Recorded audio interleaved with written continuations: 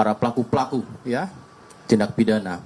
Rekan-rekan yang saya hormati, saya saat ini bersama dengan Direktur Reserse Kriminal Khusus Polda Metro Jaya dan Kasubdit dari Subdit 4 Tibit Siber ya.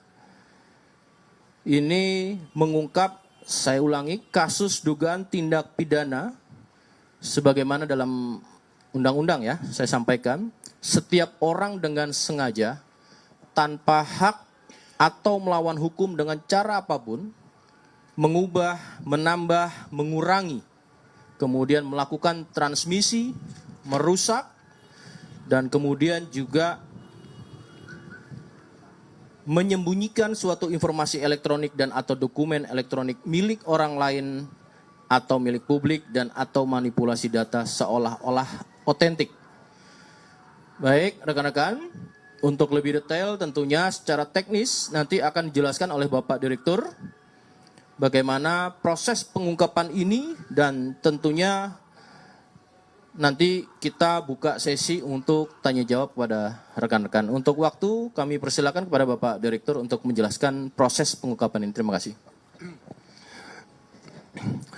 Assalamualaikum warahmatullahi wabarakatuh.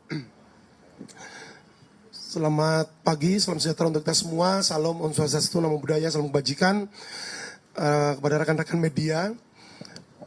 Pada siang hari ini, kami dari Direktorat Reserse Kriminal Khusus Polda Metro Jaya akan melakukan press release terkait dengan ungkap kasus, yaitu tindak pidana setiap orang dengan sengaja dan tanpa hak atau melawan hukum dengan cara apapun, mengubah, menambah, mengurangi, melakukan transmisi, merusak, menghilangkan, memindahkan, menyembunyikan suatu informasi elektronik dan atau dokumen elektronik milik orang lain atau milik publik dan atau manipulasi data seolah-olah itu adalah otentik. Jadi upaya penyelidikan yang dilakukan oleh tim lidik daripada Subdit 4 Cyber di Treskrim Khusus Polda Metro Jaya berangkat dari laporan polisi nomor LPB 4396 7 Romawi 2023 yang dilaporkan oleh saudari Deborah Margalina. Dalam hal ini adalah sebagai legal daripada Bank BCA pada tanggal 28 Juli 2023. Selanjutnya dari laporan polisi yang telah dibuat di SPKT Polda Metro Jaya, kemudian kami memerintahkan untuk tim lidik gabungan untuk melakukan serangkaian upaya penyelidikan atas laporan dugaan tindak pidana yang dilaporkan oleh pelapor. Dapat kami sampaikan di sini, jadi berangkat dari kronologis kejadian.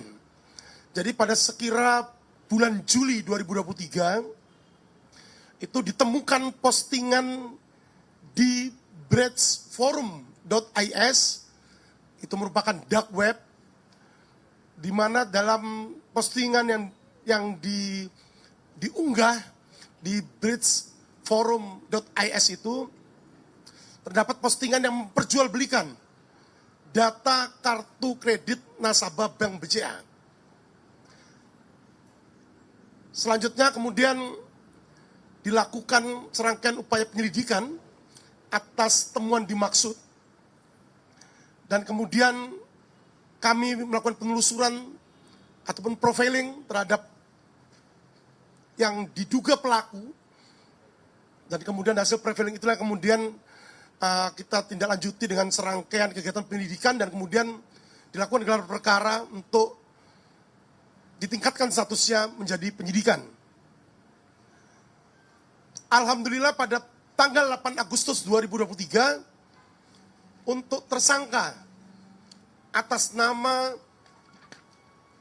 inisial MRGP berhasil dilakukan penangkapan oleh tim sidik gabungan dari Subdit Cyber di Treskrim Khusus Polda Metro Jaya di rumahnya yang beralamat di Jalan Tebet Barat, Jakarta Selatan. Berikut juga kita lakukan penyitaan atas beberapa barang bukti dari tangan tersangka. Di antaranya adalah 1 unit handphone merek iPhone 11 dengan nomor IMEI terlampir. Kemudian 1 unit handphone merek iPhone XR warna biru dengan nomor IMEI terlampir. Kemudian 1 unit CPU rakitan Intel i7 warna hitam. Kemudian 2 unit monitor merek ViewSonic VX2416 dan LG Full HD.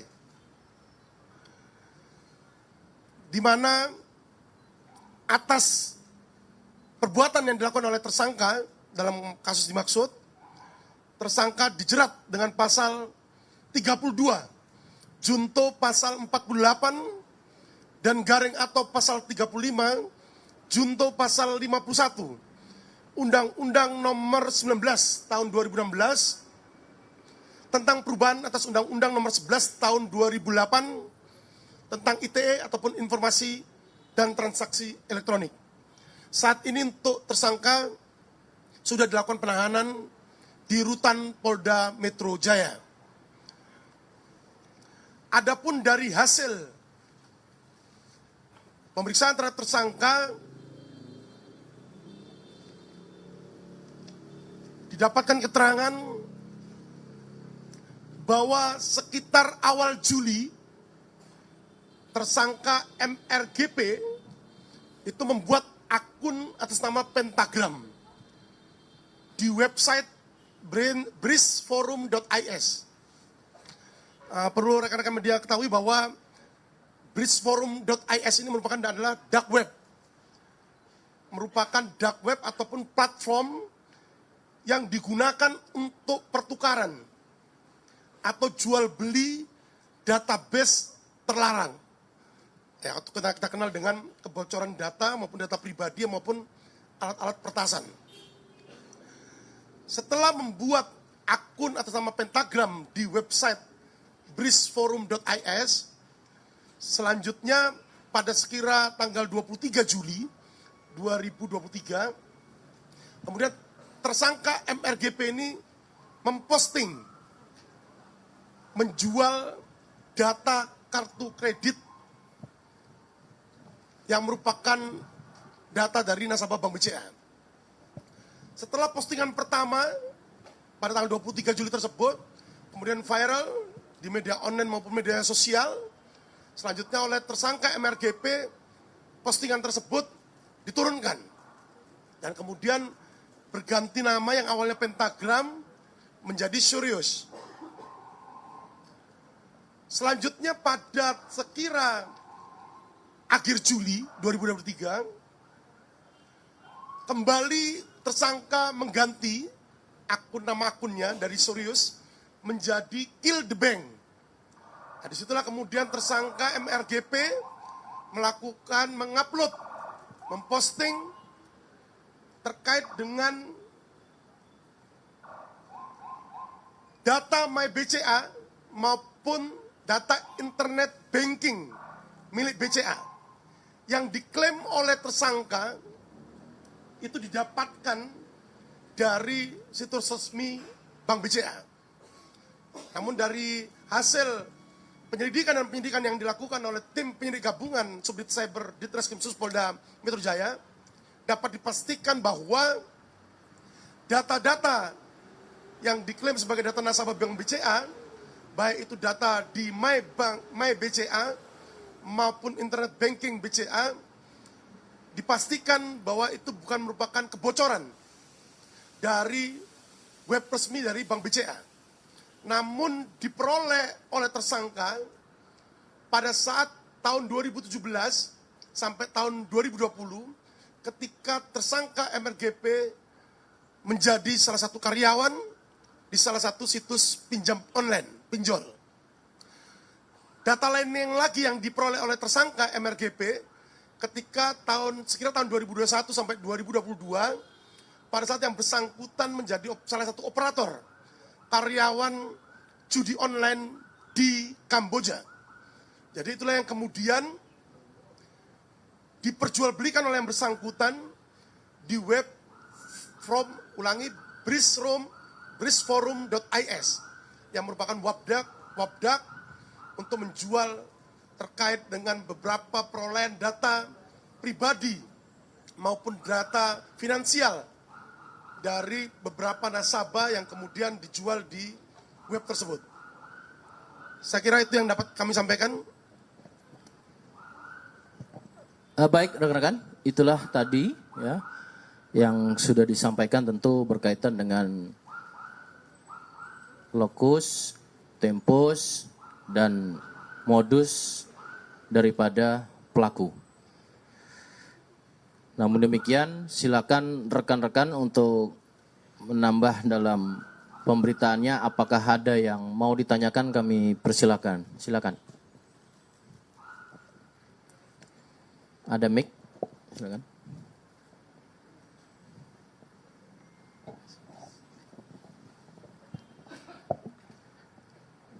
Selamat siang Pak, saya Dani dari Bisnis Indonesia. Saya ada 3 pertanyaan, bisa dijawab singkat saja, tidak apa-apa. Untuk pertama, ini kan modusnya mungkin bisa dijelaskan lagi Pak, ini berarti bisa ditegaskan ini modus jual beli data gitu Pak ya. Kalau misalkan memang ini berarti tersangka merupakan penjualnya gitu Pak ya, ataupun penyedianya, apakah sudah ada dugaan gitu loh, kira-kira ada pihak pembelinya sekiranya seperti itu. Kalau misalkan ini adalah modus jual beli data gitu ya. Terus yang kedua, pertanyaan saya, dari data Krimsus sendiri, kira-kira mungkin setahun sebelakangan lah gitu Pak, apakah sudah ada kasus-kasus serupa misalkan yang sudah pernah didata oleh Krimsus terkait dengan kebocoran data ini. Terus yang ketiga, dari tersangka ini apakah sudah mendapatkan istilahnya keuntungan dari praktik yang dilakukan ini gitu, kebocoran data. Terima kasih. Baik, 3 pertanyaan ya terkait dengan modus jual beli. Apakah sudah ada pihak pembeli? Yang kedua, data 1 tahun terakhir. Ketiga, apakah sudah mendapatkan finansial atau keuntungan? Silakan Pak Direktur atau Kasubit. Terima kasih. Kami coba merespon ataupun menjawab tadi apa yang disampaikan oleh teman-teman media. Jadi untuk modus operandi dengan cara menjual atau menjual belikan data pribadi terkait dengan nama, nomor HP, nomor rekening, termasuk data finansial yang dilakukan oleh tersangka ini adalah merupakan modus baru yang baru kita tangani oleh penyidik Ditreskrimsus Polda Metro Jaya. Sebagaimana tadi yang saya sampaikan di awal bahwa tersangka MRGP ini bagaimana bisa sampai tahu kemudian ada dark website atau dark web brisforum.is ini. Jadi dari hasil keterangan yang kita dapatkan dari tersangka, bahwa awalnya tersangka ini mengikuti pemberitaan seputar hacker Bjorka. Dari situ kemudian dia terinspirasi dan kemudian menelusuri lebih jauh, lebih dalam, dan kemudian menemukan dark web dimaksud. Selanjutnya dilakukanlah akses oleh tersangka membuat akun Pentagram pada saat itu untuk kemudian bisa masuk ke bridgeforum.is ini yang merupakan web dark, yang dark web yang digunakan oleh tersangka untuk melakukan penjualan data pribadi nasabah termasuk data finansialnya. Jadi perlu saya sampaikan di sini bahwa penjualan data pribadi maupun data finansial nasabah bank oleh tersangka ini itu hanya bisa mengakses terkait dengan mutasi ataupun transaksi yang terjadi secara real time. Tapi ketika penggunanya atau penyalahgunanya nanti akan melakukan transaksi, dia tidak bisa masuk lebih jauh untuk melakukan transaksi. Karena ada otorisasi yang harus dilakukan oleh seseorang ketika dia akan melakukan transaksi baik di MyBank BCA maupun internet banking BCA terkait dengan TOTP, token one time password, termasuk PIN yang harus diminta ulang ketika seseorang ingin melakukan melakukan transaksi pada web dimaksud. Terkait dengan sudah berapa orang pembeli, sampai saat ini upaya penyelidikan dan penyidikan terus kita lakukan, kita kembangkan, termasuk potensi pelibatan jaringan atau keterlibatan pelaku lainnya dalam kasus ini. Jadi ini terus kita kembangkan dan kita akan kabarkan berikutnya setiap perkembangan baik itu penyelidikan maupun penyidikan yang kita akan lakukan. Dan satu lagi, himbauan kepada masyarakat gitu ya, untuk tidak mudah termakan buju rayu ataupun iming-iming sehingga kemudian ikut serta melakukan pembelian data-data yang bersifat rahasia dan pribadi tersebut melalui cara apapun. Karena pembeli data-data pribadi nasabah maupun data finansial ini yang sifatnya rahasia ini dapat dikenakan pidana, yaitu illegal access sebagaimana pasal 30 ayat 1 Undang-Undang ITE.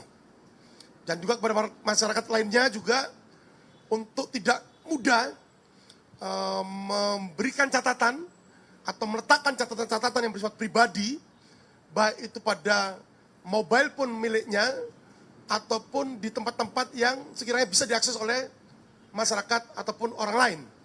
Karena ini akan dapat dengan mudah dilakukan oleh para pelaku kejahatan untuk melakukan illegal access dan kemudian menimbulkan kerugian baik terhadap nasabah itu sendiri maupun orang lain.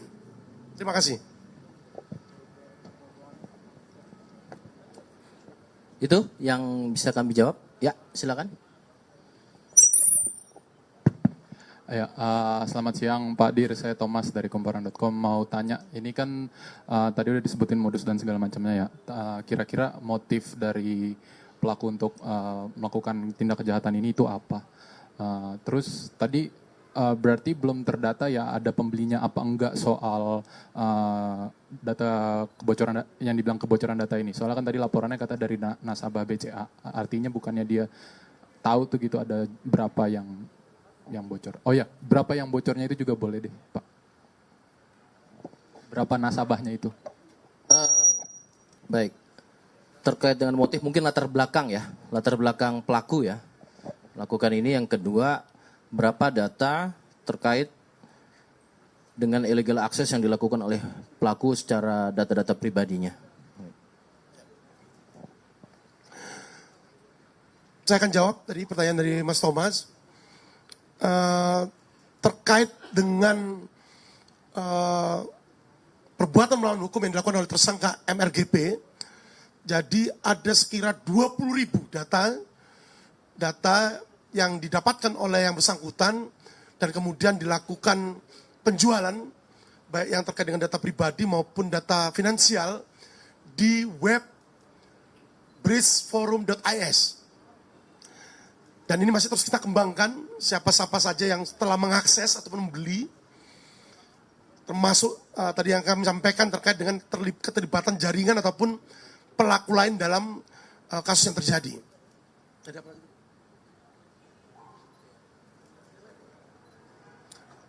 Ya. Adapun motif daripada pelaku ataupun tersangka MRGP dalam melakukan aksinya, yang pertama adalah motif ekonomi. Itu yang pertama. Kemudian yang kedua adalah motif sakit hati. Nah, jadi yang bersangkutan ini pernah bekerja sebagai karyawan operator tahun 2017 sampai 2020 di salah satu situs maupun web pinjam online atau pinjol. Dan kemudian tahun 2021 sampai 2022 yang bersangkutan juga pernah bekerja sebagai operator di judi online Kamboja. Jadi dia sakit hati ketika kemudian diberhentikan oleh perusahaan. Dan kemudian pada saat yang bersangkutan menjadi karyawan di sana, baik di pinjol maupun di judi online, yang bersangkutan melakukan pencurian data-data nasabah yang pada saat itu mengakses pinjol maupun judi online di Kamboja. Terima kasih.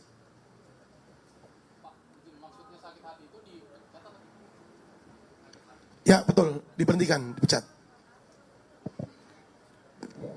Jadi dia menyebar data yang didapat dari tempat kerja dia sebelumnya gitu.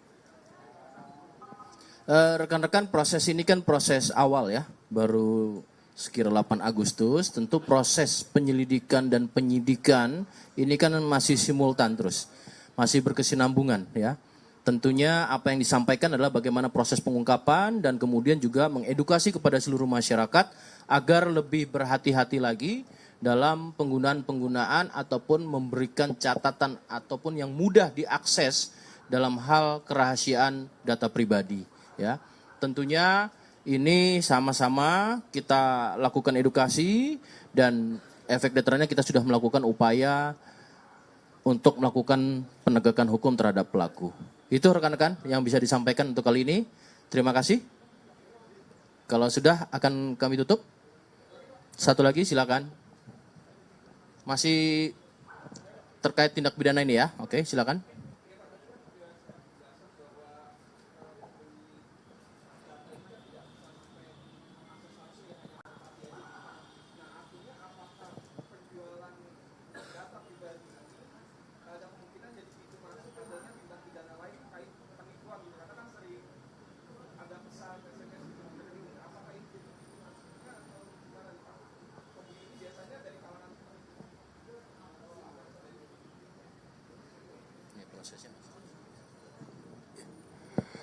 Jadi saat ini berangkat dari ungkap kasus yang kita lakukan dengan melakukan penangkapan terhadap tersangka MRGP ini terkait dengan kasus yang dilaporkan oleh legal BCA ke SPKT Polda Metro Jaya.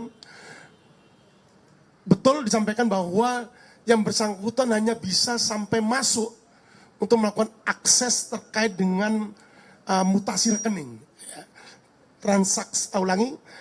Mutasi in out keluar masuk secara real time. Tapi begitu masuk ke transaksi, dia tidak bisa melakukan akses lebih jauh karena akan diminta otorisasi baik dari TOTP, yaitu adalah token on time password, termasuk kalau dari mobile banking dia akan diminta PIN untuk melakukan otorisasi ketika dia akan melakukan transaksi. Tapi betul yang sampaikan bahwa saat ini kita terus mengembangkan penyelidikan atas kasus ini, berangkat dari kasus yang dilaporkan, karena tidak menutup kemungkinan penjualan data pribadi ini juga bisa dilakukan atau digunakan oleh para pelaku kejahatan lainnya untuk melakukan tindak pidana yang lainnya. Dan ini yang terus masih kita kembangkan dan nanti akan kita sampaikan perkembangannya. Terima kasih.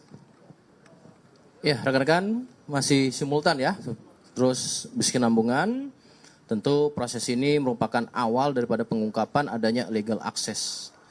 Baik rekan-rekan, saya rasa itu yang bisa kami sampaikan. Sekali lagi kami ucapkan terima kasih atas perhatian rekan-rekan. Kami tutup. Wassalamualaikum warahmatullahi wabarakatuh.